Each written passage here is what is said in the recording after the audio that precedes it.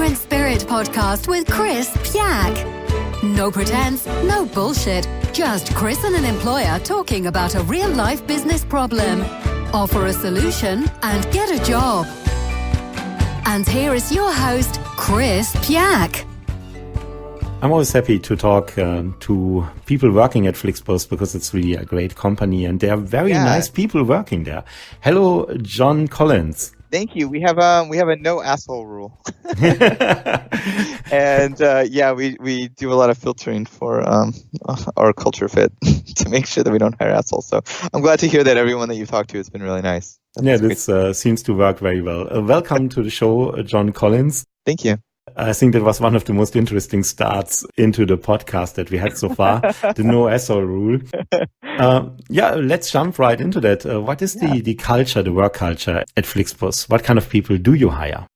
Yeah, definitely. We place a really high bar on our cultural fit because we have a really unique culture here. So what that means is within Flix Tech, which is the technology part of Flixbus, we have an entirely flat hierarchy. So we follow what's called Agile. It's a working methodology for software development. And what that means is that for most people, they're really not motivated to work for money. What they really value is autonomy, having a purpose within the team, and really feeling like they're growing and that they could have mastery. And so it's those things that are really make our culture special, that people can thrive in that. So as an engineering manager, it's not my job to tell people what to do, it's to help them be successful in their own way.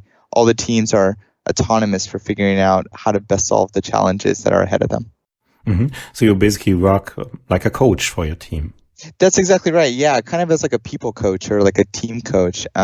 We have the role of what's called an agile coach that helps people through the agile processes. For example, doing retrospectives, thinking about what's worked, what hasn't worked, being open about feedback, helping teams do planning. But then there's that part of what we call mastery, which is for an individual or a team to be able to get to the next level and to grow and to have a really fulfilling career. And it's my job to help them get there. Sounds not only like it's a wonderful place to work, but also a place where you can grow as a professional very, very much. Yeah, that's exactly what we try to do. So not only do we help support that, but we also have, for example, like a conference budget where we help support individuals if they want to either go present in a conference or if they want to take Udacity or nanodegree programs or if they want to get additional books for learning. It's something that we really value. So it's not only in the people aspect, it's also we try to get the budget in order to make that happen because we feel like it's really important to make people love their jobs. Great. Now we jumped so much right into the conversation that we didn't actually explain to listeners abroad what Flixbus actually is and what you do. You are, if I remember right, please correct me if it's changed since then. Mm-hmm. Your company must now be the proud owner of 2 buses, if I correctly understood, because last time you had one. That's then right. I read that you bought an electric bus. That's true. Yeah, actually, that's kind of surprising because we have thousands of buses on the road, but we don't actually, we only own 2 buses. Our business model is much more similar to Uber, maybe than a typical bus company. So instead of actually owning these buses, instead we work with bus partners. What's really interesting is that the whole bus industry was really fragmented. You had some bus companies with really great buses, some that maybe weren't so great. A lot of these buses were owned by family-run businesses where maybe they own 2 or 3 buses themselves. And there could be a lot of challenges with getting people into the buses, getting them filled up or figuring out which of the routes they're to take. So it's our job to get people into the seats of the buses. So we provide a cohesive branding experience. We provide like the mobile iOS apps, the web apps, etc., Android as well. And we make it so that way we can get people into the seats of the buses. And we provide all the marketing and etc. there. So it's really kind of an interesting business model in that way. And it's our job to help to scale. And this is how we do it. Mm-hmm.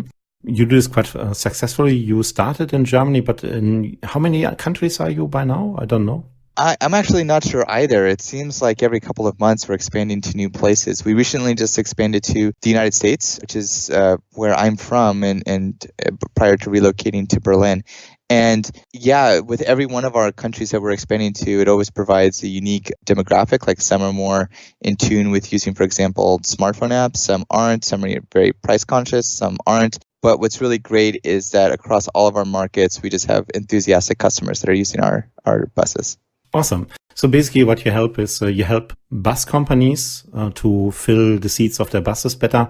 But in the end, it also serves the consumers because the bus fares in Germany, I can vouch for that, have gone down dramatically since Flixbus started. Yeah, that's exactly right. So there was some law changes that happened around 5, 6, 7 years ago that enabled it so that bus companies were now open up to the public. And so now anyone can start up a bus company. And so there was a lot that were around a few years ago, and it became more fragmented. But since then, there's been some cohesion and some mergers that have happened in order to make it so we can have a really great experience. So, for example, we have Wi-Fi on all of our buses. We have power plugs in all of our seats. We have a simple and easy-to-use ticketing application. And something that I'm really excited about that we just announced is that we're now starting to pilot having virtual reality headsets on some of our bus lines. And so that's really cool, as now not only is it a way to have a good experience, but it's a way to also to have a great entertainment and gaming experience as well right on our buses. Oh, awesome. Yeah, which brings me to my next question. When you think about the company as a whole, what's the next big thing for you that you try to achieve that professionals who want to work with Flixbus could help you with? Yeah, definitely. That's a great question. So one of the big challenges that we have is scaling. We've gone from, for example, just having like a limited number of bus routes that were in Germany to now having an incredible market share in Germany and expanding out to the rest of Europe and out to the United States and maybe other places in the future. And being able to scale like that is a really tough challenge. I mean, when we go to a new market, it's not a matter of months or years. It's usually a matter of weeks in order that we have to be prepared for example, accepting the currency. What's the market like? What routes are we going to have there? Is there a merger with the current bus companies, or are we going to be expanding our current ones there? And this is something of being able to work at incredible speeds, but not also being able to fail fast. So if we make a mistake, to be able to adjust accordingly and to learn from that experience and then move forward as quickly as possible. That's one of our key strengths and something that we're really proud of. But it's also a challenge about how do you make something, for example, that is running 24 hours a day, like our services. For example, like the Where's My Bus feature. This is one of the things that one of my teams is working on. And even though our engineers might be sleeping in the middle of the night, that service is up and running during the daytime in the United States. And so how do we make this to be reliable? How do we have the quality that's there to make sure that all these features are working 24 hours a day is a really, really interesting challenge. Yeah. And also it sounds like you have room for people with a very diverse set of personality. Because on one side, it really sounds you need people who are able to do to talk and walk at the same time, and find solutions at the spur of the moment. But you also need the people who really look about quality and make sure everything works flawlessly and so on and so on. Yeah, definitely. We often place less of an emphasis, for example, on having the concrete technical skills, although that's great to be able to find that. We really place a really high value on what kind of experiences have you had previously? We've hired people from many different countries all around the world, and we find that each person kind of has like their own superpower. Each person is filling in a gap and making us all better. And we do things, for example, like we have what we call hacker days or hackathons, as it's known in some other companies. So for a couple of days, every 2 months, we have the opportunity where anyone in the company can work on some idea. And it could be something of, maybe it's a new process that helps out a new team, or maybe it's a cool new feature, or maybe we're going to use some new cool technology that just recently came out. And this is a way where it can bring up the best and the brightest ideas from anyone. It doesn't have to be someone from a very specific background. Having that passion and that drive is really what we're looking for with each one of our people. Awesome. Now more concrete for your department. Of course, you have some needs also in terms of what you try to achieve. What kind of people are you looking the most for right now, profession-wise? Yeah, we're always looking for really great data people. This is one of those things that can be a real challenge to find, and we hired some of the best and brightest from around the world. So we're really looking for DevOps, developer operations. We're also looking for data engineers, data scientists. We have many, many openings, many teams that are looking for this kind of skill set in order to bring us to the next level for using data in the best possible way. Mm-hmm. And could you share with us one concrete challenge for these professionals that keeps you awake right now? One thing that if they could help you solve this challenge or achieve this goal, that would really move your goalpost forward. Yeah. I think that there's always this challenge between balancing quality versus speed, and having someone that knows the right mixture for that is a really critical skill set. And it's not necessarily something that's on a technical basis. It's really like on the personality basis, or the ability to be able to have foresight for being able to foresee problems and risks and how that might be mitigated. Could you give me an example where you experienced this? Yeah, definitely. So, for example, we have different teams and different types of people that are really focused on having code quality, like being the most robust, where we have 100% uptime on things. And especially now that we're expanding in new markets, that's really critical.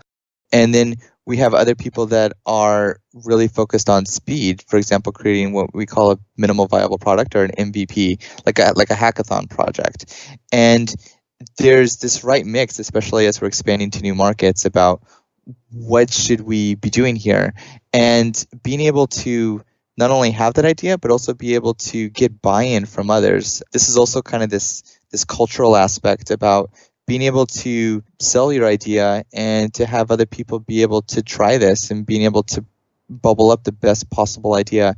This is just one example that we've had where having that kind of skill set across all of our teams is really valuable. Mm-hmm. What other skills or what other qualities are you looking for? Yeah. By the way, I'm not an IT guy, as you can see. Oh, no problem. Here. Yeah. Is there a different set of skills for the data engineers compared to the DevOps people? There is a little bit of overlap, and there is kind of a different. So in the past, we didn't have DevOps. Instead, we were using our data engineers to be able to kind of be doing that role.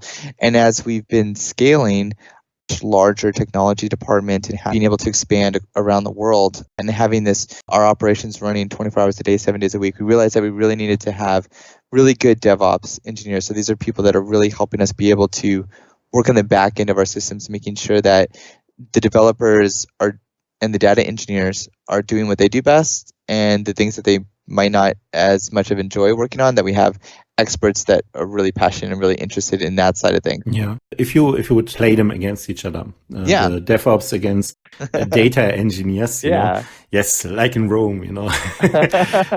What is like the most important skill, ability that a DevOps engineer needs that would be less useful in a data engineer? And what does the data engineer need the most that might be less useful in a DevOps?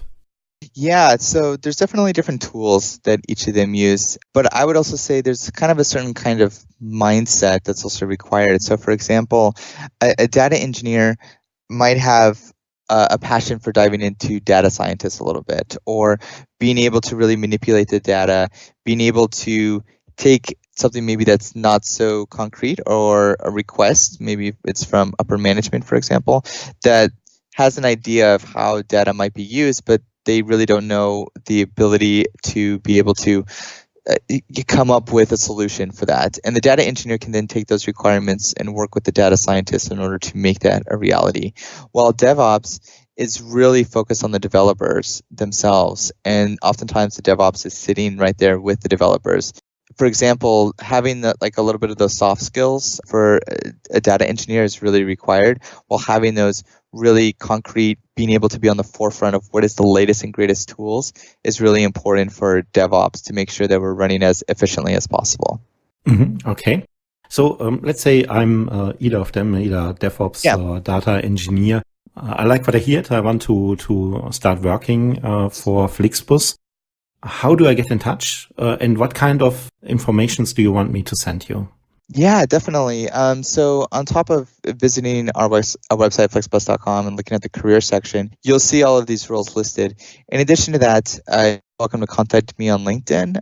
My personal LinkedIn, my username is John Christopher Collins. And I'm always happy to hear from any of our listeners that might be interested in working here and have them get in touch with our recruiting team.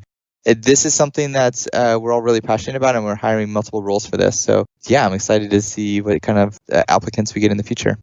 Okay. What could I send you that would really impress you and, or even better, that would really help you to evaluate if I'm a right fit for the job? I'm always curious about people's passion, and it doesn't necessarily have to be a passion in their specific role, but are they passionate about helping others? Have they demonstrated experience about making a change? What did they learn from that change? Maybe that change was not successful, but what did they learn from that failure? It's okay to talk about those things. I always try to understand, have people learned, and how can you take those learnings to us in the future, and how can you make us all better? So really having a culture that's open for feedback and open for learning, and having demonstrated that, is what I'm always looking for with each one of our candidates. Great. John Collins, thank you so much for taking the time to talk with us here in the Immigrant Spirit podcast. Thank you. My last question is the question I always ask. Which question do you wish I would have asked you, but I didn't? Yeah. A little bit about maybe like the expat process, and about maybe about my experience with that, and how Flixbus might be able to kind of help in regards to that. Yeah, that's a very good idea, John Collins. Tell us a little bit about your experience starting to work for Flixbus as an expat and how the process worked. Yeah, definitely. So I had previously worked at large tech companies in the United States, and my son is 4 years old now, and my wife and I had always had a dream of being able to live overseas. And we thought, well, if we're going to do it, now's a good time, especially with the language requirements and everything. So we started exploring opportunities. And what's really amazing about Germany is, specifically like with the blue card visa process, is it's so fast, it's so open, and it's relatively straightforward compared to other countries' visa processes. And so I was really pleasantly surprised about the requirements and how quickly it can move. Now, with that said, it's still a government process, so it still took 4 to 5 months in order to do the move. But I will say, I wanted to talk about Flixbus in particular, and about their relocation, and about that is, we're hiring people from all around the world, and some countries can be easier than others to immigrate from. We do have people that are HR managers that have seen this kind of things. They have relationships with the bureaucratic offices within Berlin, within Munich, and our other offices, in order to be able to help expedite any process or help fill in any gaps here. So that's always really nice about, if you're relocating, having that kind of additional level support, or just being able to ask some questions, is always really, really, really helpful. Yeah. You know, it's interesting because when you're moving over with a family, you have the Kita search, you have the Anmeldung, you have the foreigners office, and all of this stuff. Something that I really valued as part of it, as a tip for any of our listeners that might be interested in moving to Germany, is check out the Facebook groups. Like, there's Berlin expats, there's also Munich expats. There's also one specific to countries. So there's like Canadians in Berlin, or Americans in Berlin, for example, that kind of go into more specifics in relation to certain backgrounds. And those are really helpful, because a lot of people are going to be asking very similar questions that you might have. And in regards to like Berlin or from Munich, there's literally thousands and thousands of people on these forums. And so realistically, any question that you might have has probably already been asked. I think that's really helpful for being able to navigate some of the processes. So I recommend that for anyone that's thinking about doing the move. Absolutely. I can just confirm that. And the expat community in Germany is really huge. You know, a part of our population is foreign born. And if you go to Munich, there are organizations like Internations, for example. They have in Munich, I think, 14,000 members in Munich alone. I interviewed Malte Zeg, the CEO of Internations, some while back, and they're really immense here. And they're all people with a similar background, so you can connect very well with them. I was curious, you know, because your son is 4 years old. How long are you in Germany already? I've been in Germany for about 10 months now. 10 months. And is it weird for you? Because I would assume if your child goes to a German kindergarten, it speaks already better German than you by now. He does. Actually, yeah. So the key to search was actually quite difficult. And you can read about these on the forums as well. Everyone just happens to get pretty lucky with this. And our son is going to a fully German language kita, and my wife and I are both in German language courses as well. But at that age, you can just pick up languages so quickly. And so it is really kind of magical. And I'm excited because I think in a few years he'll be helping us to read our mail and help go to the government offices when we need to visit. Well, and of course he will start to organize his toys by size and color. Exactly. Great. John Collins, thank you so much for joining us here in the Immigrant Spirit podcast. It was a real pleasure to talk with you. Flixbus is a great company. I can just recommend to check it out at flixbus.com. They have a great career website with many, many jobs. I hope if this was interesting for you that you subscribe to our podcast wherever you are listening it so that you don't miss more interviews with German employers who hire in English. My name is Chris Pyak, and I hear you again next week. Bye-bye. You listened to the Immigrant Spirit podcast with Chris Pyak. Stay in touch. Sign up for free at pyak.eu